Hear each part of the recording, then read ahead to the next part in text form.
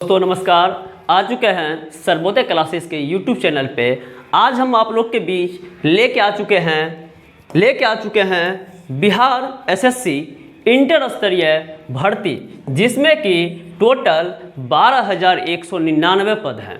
तो आप लोग को ये टारगेट बैच प्रत्येक शाम 6 और 7 बजे के बीच मिलेगा लाइव, और जिनका फ़ी 1199 रुपये है, लेकिन अभी ये आप लोग के लिए एकदम बिल्कुल फ्री मिल रहा है।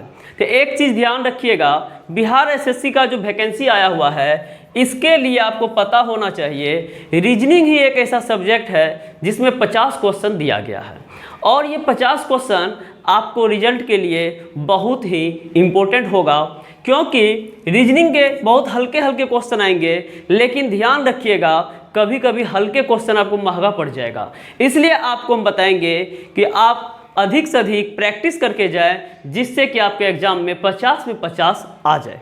और यदि आप चाहते हैं कि 50 में 50 आ जाए, तो आप हमारे चैनल को सब्सक्राइब कर सकते हैं। यदि आप फेसबुक पेज पर देख रहे हैं तो वहां आप फॉलो कर सकते हैं, और लाइक और शेयर करना ना भूलें। तो आज हम आपको स्टार्ट करेंगे। इनका पहला चैप्टर होगा मेरा अंग्रेजी वर्णमाला। अंग्रेजी वर्णमाला से जितने भी प्रश्न पूछे जाते हैं वो सारे प्रश्न हम एक एक करके आपको बताएंगे, और इसमें प्रश्नों की कुल संख्या 50 होगी। ये 50 क्वेश्चन का मेरा सेट रहेगा, और इसमें सारे चैप्टर हम कवर करेंगे।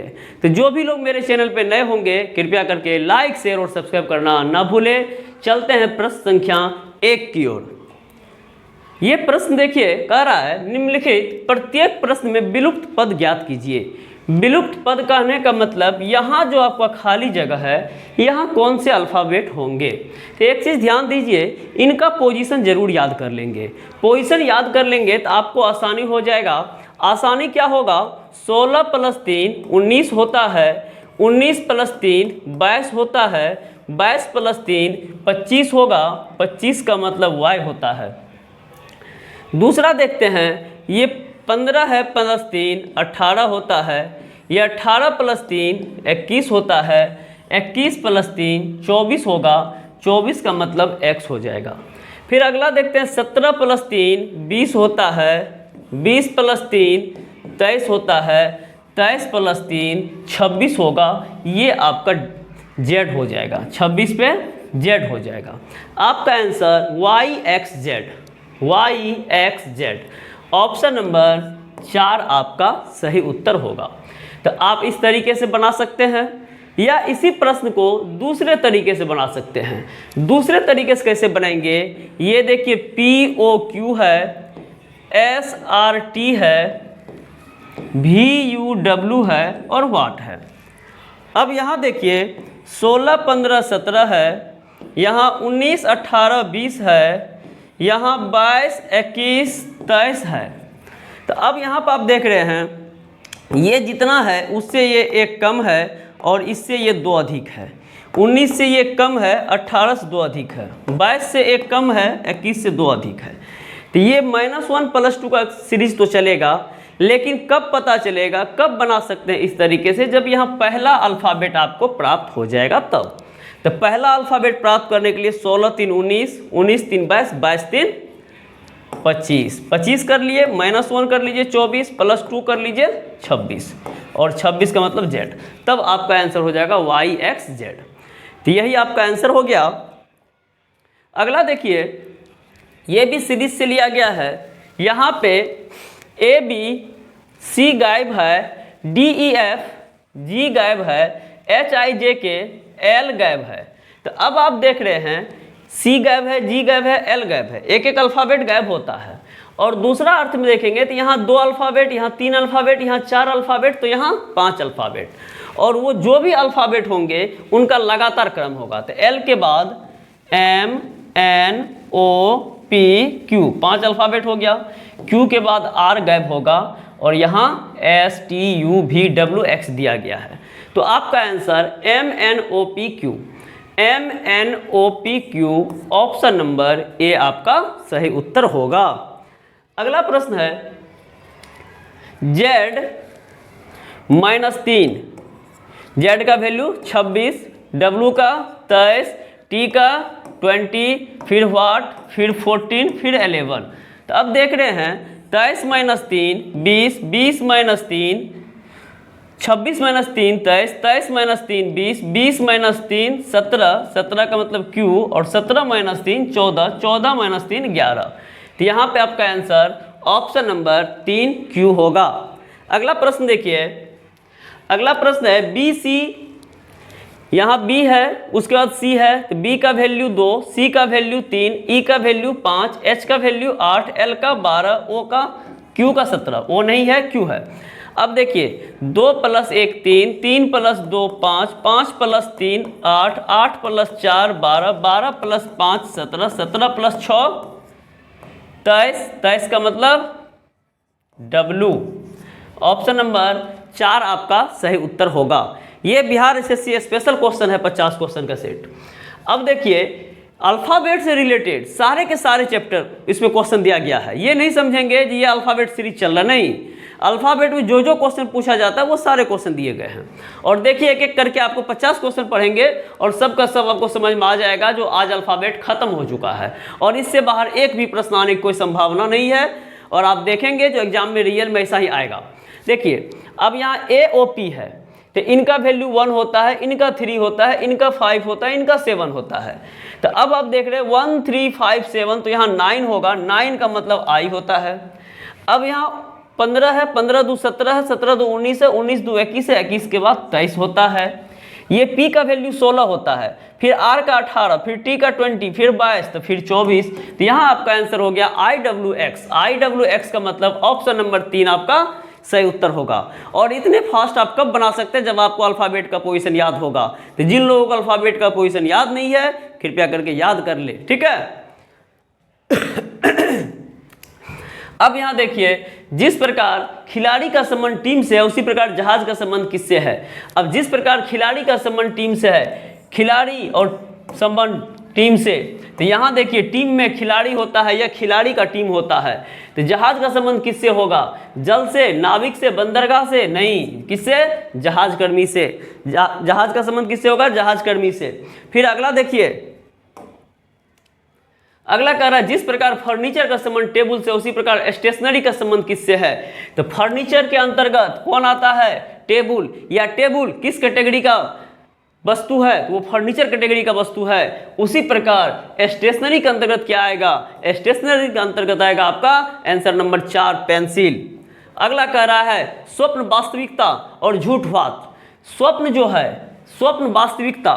अब देखिए स्वप्न में जो होता है वास्तविकता होता है कि नहीं होता है, तो यहाँ जो है वो झूठ होता है।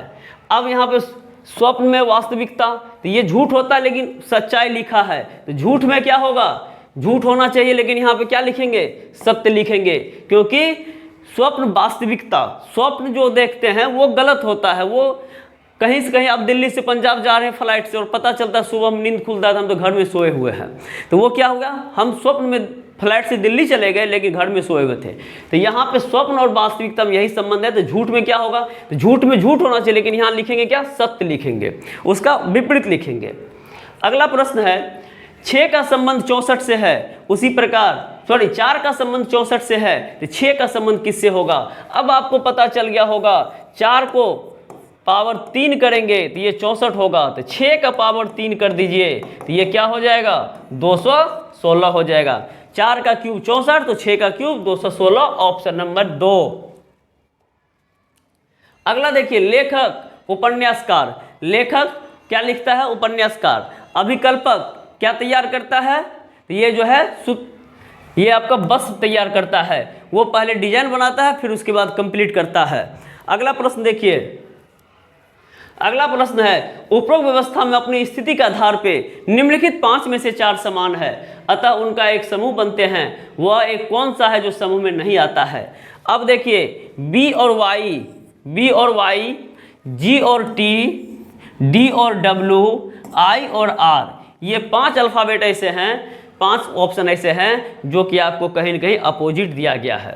और एल और पी जो है ये आपका अपोजिट नहीं है, एल का अपोजिट ओ होता है और पी का अपोजिट के होता है।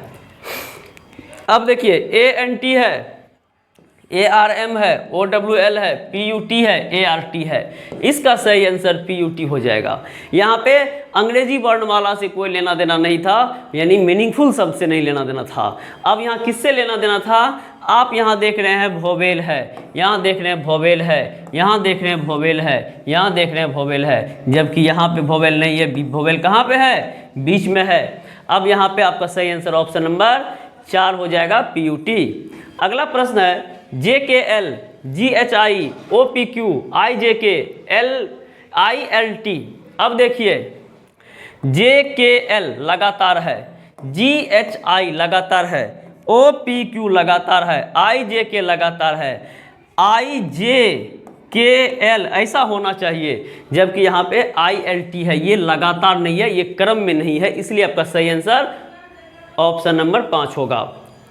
अब देखिए TU, T से अगला अल्फ़ाबेट लिया है, KJ, K से पिछला अल्फ़ाबेट लिया है, PO, P से पिछला लिया है, और YX, Y से पिछला लिया है, RQ, R से पिछला लिया है। तो अब आप देख रहे हैं TU, T का वैल्यू 20, इसका 21, यहाँ पे KJ 11 10, यहाँ घटते क्रम में, यहाँ PO यहाँ 16 15, ये भी घटते क्रम में, यहाँ YX ये 25 24, ये भी घटते क्रम में, और RQ 18 17, ये भी घटते क्रम में, जबकि आपका ऑप्शन नंबर पहला ये बढ़ते क्रम में है, इसलिए सही आंसर आपका ऑप्शन नंबर ए होगा। अब यहाँ NL -2, VT -2, RP -2, JG -3 और ZX -2। आपको खुद ब खुद पता चल गया होगा तो सारे अल्फ़ाबेट में -2 हो रहा था, जबकि ऑप्शन नंबर 4 में -3 हो रहा था, इसलिए सही आंसर ऑप्शन नंबर 4 होगा। अगला प्रश्न देखिए, नीचे दी गई श्रृंखला में ऐसे कितने 4 हैं जिनके तुरंत पहले 7 हैं? ऐसे कितने 4 हैं जिनके तुरंत पहले 7 हैं लेकिन तुरंत बाद 3 नहीं? यहाँ पे इसके बाद 3 नहीं, यानी कहने का अर्थ हुआ 74 के बाद 3 को छोड़ के कोई भी अंक चलेगा। 3 को छोड़ के कोई भी अंक चलेगा। तो सबसे पहले आप चेक कर लीजिए जो 74 है कितने। तो अब आप देखिए 74 के बाद 2 है, चलेगा। 74 के बाद 6 है, चलेगा। 74 के बाद 1 है, चलेगा। 74 के बाद 3 है, नहीं चलेगा।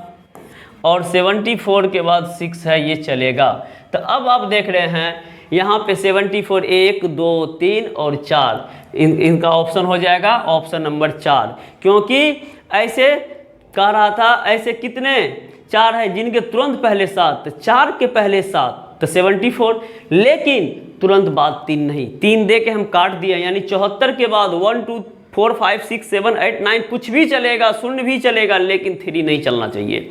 तो यहाँ पे 74 2 है, हो जाएगा क्योंकि 3 नहीं है। 74 के बाद 6 है, हो जाएगा। 74 के बाद 1 है, हो जाएगा। 74 के बाद 3 है, नहीं होगा। 74 के बाद 6 है, हो जाएगा। तो इसलिए आपका ऑप्शन नंबर 4 हो गया।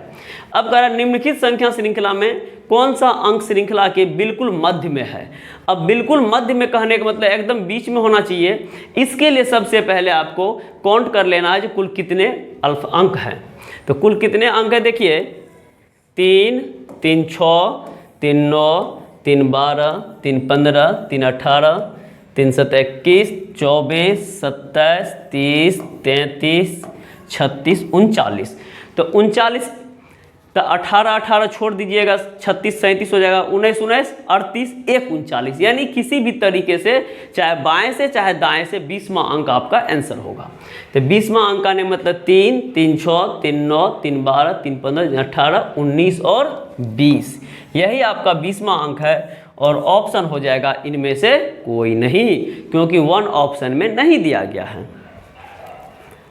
अगला प्रश्न देखिए, अगला प्रश्न कह रहा है नीचे दी गई वर्णमाला श्रृंखला में ऐसे कितने के हैं जिनके तुरंत पहले n है? ऐसे कितने के हैं जिनके तुरंत पहले n है लेकिन तुरंत बाद u नहीं, इनके जस्ट बाद क्या होगा? u नहीं। तो आप n के ढूंढेंगे, n के ढूंढिए कहाँ है?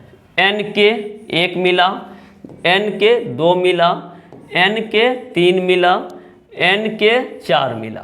अब आप देख रहे हैं यहाँ पे n के s है, एन के यू है तो नहीं होगा, एन के यू है तो नहीं होगा, एन के एल है तो हो जाएगा।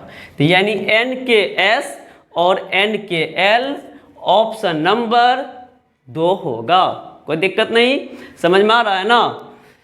यदि समझ में नहीं आता होगा तो कमेंट करेंगे, ठीक है। अगला प्रश्न है, नीचे दी गई अक्षर श्रृंखला में ऐसे कितने ए हैं, ऐसे कितने ए हैं जिनके तुरंत बाद आर है। तो ऐसे कितने ए हैं जिनके तुरंत बाद आर है परंतु पहले क्यों नहीं, यानी इनके पहले क्यों नहीं।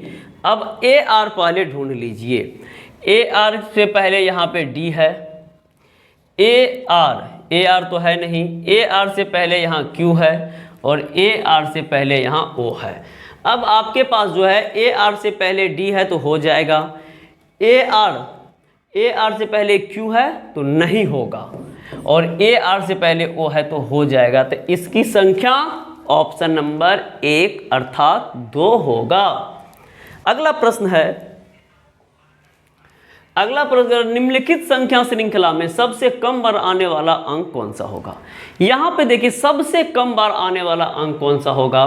तो पहले आप 8 की संख्या काउंट कीजिए, 1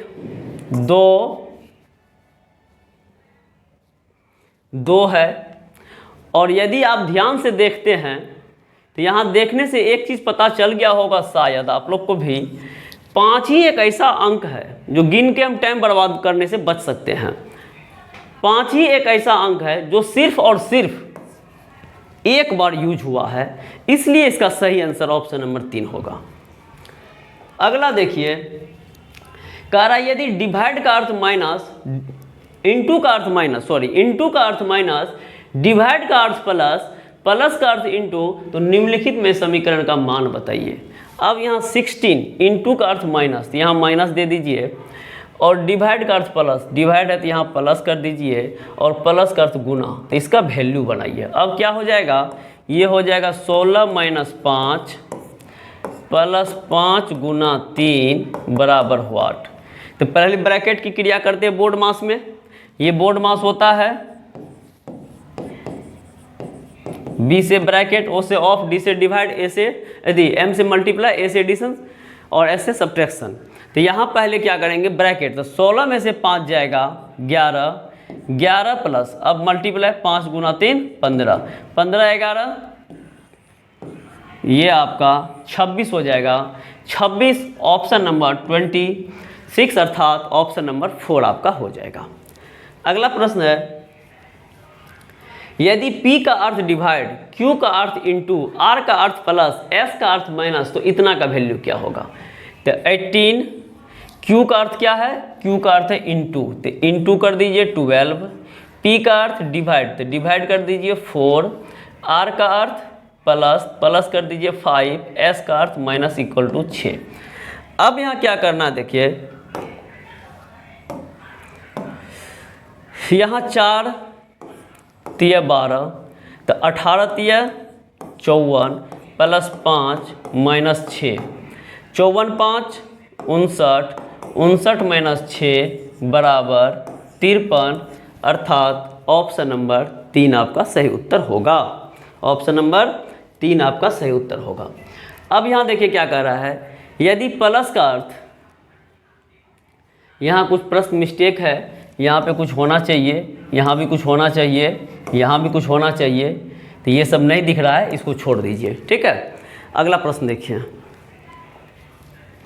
यहाँ कह रहा है किसी प्रणाली के आधार पे कुछ समीकरण हल किए गए हैं, विकल्प के रूप में दिए गए 4 उत्तरों में से प्रत्येक प्रश्न के हल ना किए गए समीकरण का उचित उत्तर दीजिए। कहने का मतलब है 24 नंबर प्रश्न के लिए और 25 नंबर के लिए दिया गया है। अब यहाँ 7 6 को किस प्रकार से आप 2 लिख सकते हैं, तो 7 6 को किस प्रकार से 2 लिख सकते हैं, तो यहाँ पे स्टार दिया गया है, वहाँ कौन सा क्रिया करेंगे तो ये तो पता करना पड़ेगा। अब यहाँ देखिए ये पता कैसे चलेगा, तो 7 और 6 या 6 और 7 को कैसे करेंगे, तो यहाँ देखिए यदि इनको इंटू कर देते हैं तो ये 42 होता है और 42 का इकाई का स्थान 2 को लिख दिया गया है। यहाँ भी आप इंटू करेंगे तो 5 गुना 3 15 होता है, इसका इकाई का स्थान लिख दिया है। यहाँ भी करेंगे तो 40 होता है, इसका इकाई का स्थान लिख दिया है। तो यहाँ भी गुना करिएगा तो 48 होगा, और 48 जब आ जाएगा तो ऑप्शन आपका 4 सही उत्तर हो जाएगा, क्योंकि 48 का इकाई का अंक 4 है, 8 है। अब यहाँ इसको कैसे करेंगे, तो अब यहाँ देखिए, यहाँ पर हम देख रहे हैं कि इन दोनों का अंतर लिखा गया तो है प्लस, लेकिन कर रहा है माइनस। 45 में से 15 जाएगा 30, 17 में से 7 जाएगा 10, 52 में से 25 घटाएंगे तो 12 में से 5 गया 7, 4 में से 2 गया 2, 27। ऑप्शन 2 आपका सही उत्तर होगा। ऑप्शन